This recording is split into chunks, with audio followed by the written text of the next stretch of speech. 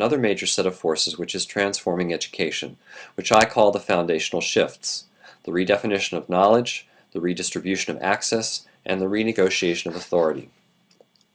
It's understandable to think that technology is what's driving a change in education, but the reality is that digital technologies are transforming education because the foundations on which it has been built for centuries are shifting. Proposition 4 reflects this reality.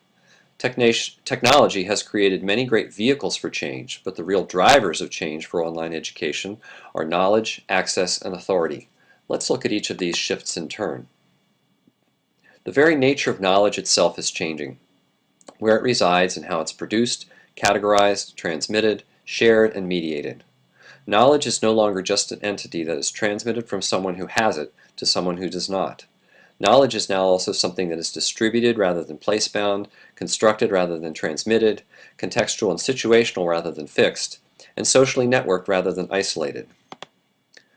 The redistribution of educational access from the privileged few to the ever-increasing many, to an essential for nearly everyone, has changed society's expectations about its importance in ways that are still not fully appreciated. Societal change is reorganizing the role structures of education from a model of imposed authority toward one in which authority is self-initiated, negotiated, and shared. Building on their emergence as an economic force in society over the past few decades, youth have gained more authority as a formidable cultural and communications force as well.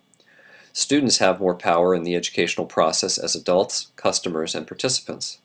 Educational institutions are more dependent on business. At the same time, society itself has become more dependent on education, which is acquiring a newfound cultural authority thanks to its emerging role as being essential for nearly everyone.